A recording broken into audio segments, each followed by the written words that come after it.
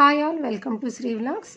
ఈరోజు డాడీకి పిండ ప్రదానం చేయడం గురించని కాశీ రావడం జరిగింది. ఈ పిండ ప్రదానం కార్యక్రమానికి ముందు గంగా నదిలో స్నానం ఆచరించి అప్పుడు ఈ ప్రాసెస్ అనేది మొదలు పెట్టాల్సి ఉంది. ఇక్కడ మనం పిండ ప్రదానానికి దానాలన్నీ కూడా ఇవ్వడానికి మాట్లాడుకోవడం జరిగింది. ఈ పిండ ప్రదానానికి కావలసినటువంటి పిండి, నువ్వులు, పాలు, పెరుగు, తేనె, పువ్వులు, పళ్ళు ఇవన్నీ కూడా వాళ్ళే సమకూరుస్తారు. దానికి అమౌంట్ తీసుకుంటారు. మనకు కావలసినవన్నీ వాళ్ళే అరేంజ్ చేస్తారు. అసలు ఈ పిండ ప్రదానం అంటే మన హిందూ మతం ప్రకారం ఎవరైతే మరణిస్తారో వారి ఆత్మకు మోక్షం లభించేందుకు చేసే ఒక ప్రక్రియగా చెప్పుకోవచ్చు. ఇక్కడ యాక్చువల్గా మా డాడీ పేరు మీదే పూజ అంతా జరుగుతుంది అనుకున్నాను. కానీ ఆ పిండితోని 21 పిండాలు తయారు చేయించిన తర్వాత ఆ 21 పిండాలు కూడా ఒక్కొక్క పిండం ఒక్కొక్క పేరుతోని అక్కడ వేయడం జరిగింది. మా డాడీ వాళ్ళ నాన్నగారు, వాళ్ళ తాతగారు, అలాగే మా నాన్నమ్మ వాళ్ళ అమ్మగారు, నాన్నగారు, తాతగారు ఇలా అందరినీ కూడా ఎవరైతే మన పితృదేవతలు ఉన్నారో వాళ్ళందరినీ కూడా వాళ్ళ పేర్లన్నీ ఉచ్చరిస్తూ ఇక్కడ పూజ అనేది చేయడం జరిగింది. ఆ పక్కనే మా అమ్మ పిన్ని కూడా వాళ్ళ అమ్మగారికి, నాన్నగారికి కూడా పిండ ప్రదానం చేయడం జరిగింది. ఈ పిండ ప్రదానం ద్వారా మన పెద్దలు ఆనందంగా ఉంటారు, మోక్షం పొందుతారు అని చెప్తూ ఉంటారు. చాలా రోజుల నుంచి అనుకుంటున్నాము డాడీకి కాశీలోని కానీ గయాలోని కానీ పిండ ప్రదానం చేయాలి అని.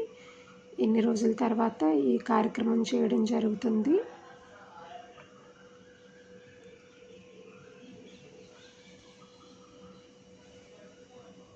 ఎక్కడున్నా మా డాడీ ఆత్మకు శాంతి చేకూరాలి అని మనస్ఫూర్తిగా కోరుకుంటున్నాను. ఈ సందర్భంగా మా డాడీ గురించి 2 మాటలు మీతో షేర్ చేసుకుందాము అనుకుంటున్నాను.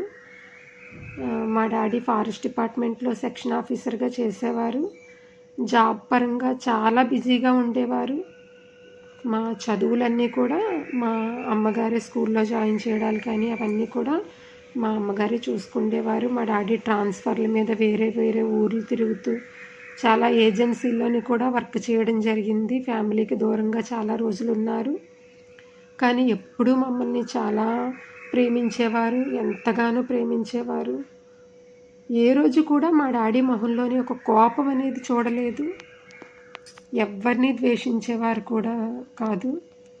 అజాత శత్రువులా ఉండేవారు. జాబ్ పరంగా చాలా మంచి హోదాలో ఉన్నా కూడా ఇంట్లో మాతోని చాలా సరదాగా ఉండేవారు. చిన్న పిల్లల్లాగా మాతోని ఆడుకుండేవారు కూడాను. నాకు కూడా అనుబంధం అయితే మాటల్లో చెప్పలేను. చాలా ఫ్రెండ్లీగా ఉండేవారు. ఎంతసేపు మా గురించే ఆలోచించేవారు. అటువంటి డాడీ లైఫ్లో లేరు అంటే ఈ లైఫ్ నిజంగా అసంపూర్ణంగానే ఉంటుంది అనిపిస్తుంది.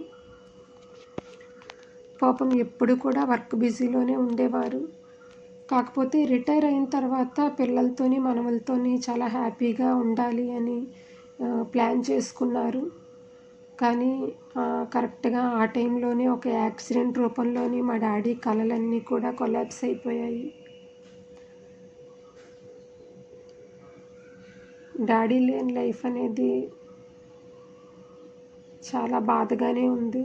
డాడీ ఇప్పుడు మాతో ఉంటే చాలా మంచి క్వాలిటీ టైం అనేది మాతోని, మా పిల్లలతోని స్పెండ్ చేసేవారు. నిజంగా భగవంతుడు ఎదురుగా వస్తే డాడీని ఒక్కసారి మా దగ్గరికి పంపించమని అడగాలని ఉంది. Miss you a lot daddy.